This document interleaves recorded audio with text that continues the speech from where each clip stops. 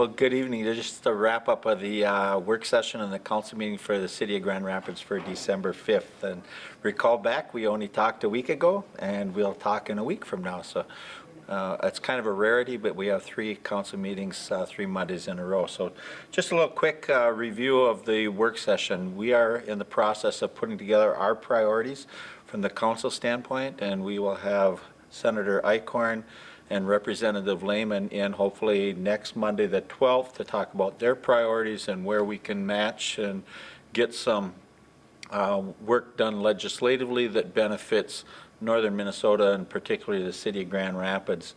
I'm looking forward to that discussion with those 2 new incoming representatives and senators at the legislature to have that discussion on where we can match up. We talked a little bit about our capital equipment purchases and stuff and how that policy works.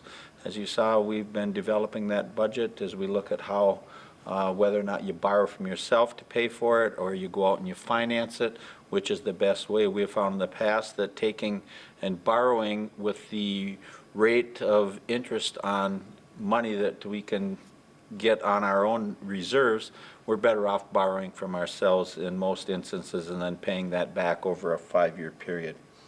And then we looked at career academics. Councilmember Zabinski brought forward the United Way of Grand Rapids is looking to move forward with a request that they were selected as a United Way 5 across the state to support and to apply for funding around career academics in the area. So that takes care of the work session. Moving on into the regular council meeting. A couple of important things. We're going out for a new vehicle in the police department. We adopted a resolution accepting $3,240 in donations. So when you think of that, that's money that's coming in from individuals or businesses or organizations out in the community supporting the police department effort to go out there and work with needy kids in the area, the Shop with a Hero. So they at some point in time will be putting together a list, and you'll see as we have in the past where youth in the area will be with an officer out at one of the local businesses doing some Christmas shopping and stuff. It's very worthy, and I thank all of those. If you were one of the ones that made a donation, thank you. It's very much appreciated.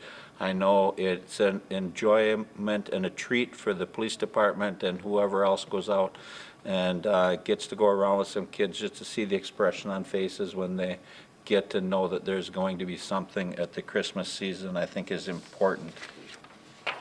We had an amendment to the DSGW related to the community multi-use pavilion. If you have not, please drive by the back end of the IRA Civic Center. You see that pavilion is going up. The structural steel is almost completely in place as of right now. We are still shooting for the 16th of December, literally about 2 weeks from now that facility will be in place, and we'll be using it over the winter months to support youth activities and hockey practice and stuff so that we can continue to have the full field tournaments that Grand Rapids is noted for in the youth area, bringing teams in throughout the state that ultimately supports businesses. It puts heads on pillows and butts on chairs in the restaurants and people getting gas. So it has a 3.4 with the addition of tournaments going from 8 to 12 teams. We estimate that that's probably another $1+ million. So we're probably at about $4.5 million of economic impact the IRA Civic Center brings into the community. So the multi-use pavilion is going to go a long ways to ensure that we continue to have quality youth programs that represent Grand Rapids well, and that we have the ability to attract teams in. Just a side note on that, I'd like to do a little shout out to the high school team. They went down and they played a couple of real quality teams this last weekend, beating Minnetonka 3-2 in overtime and Benilde St. Margaret 5-0. So Coach Klatt has got the kids fired up and going right now, and we're expecting great things as representatives from the school district representing the city of Grand Rapids throughout the state. That's a lot of free PR, folks, out there when you get teams out there doing that. Grand Rapids gets name recognition. They talk and they see how those kids act and behave out in public in these places, and it reflects back on the city of Grand Rapids. And when somebody's looking at a place to go, they say, why don't we go up to Grand Rapids? So those are all positives.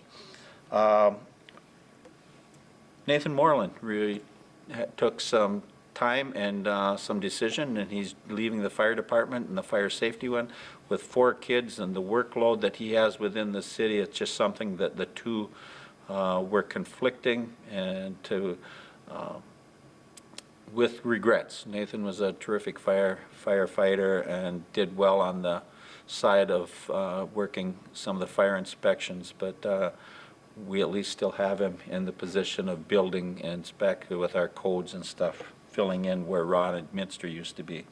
So we did that, and then Sergeant Brent Bradley, after 29, almost 30 years with the police department, is leaving the police department. He's taking a job doing instructing, which he really enjoys over there with Hibbing Community College. So we will be filling that position as well. But once again, we'd like to thank Brent Bradley for the almost 30 years of service to the police department and the residents of Grand Rapids, helping keep all of us safe day and night when he's on shift.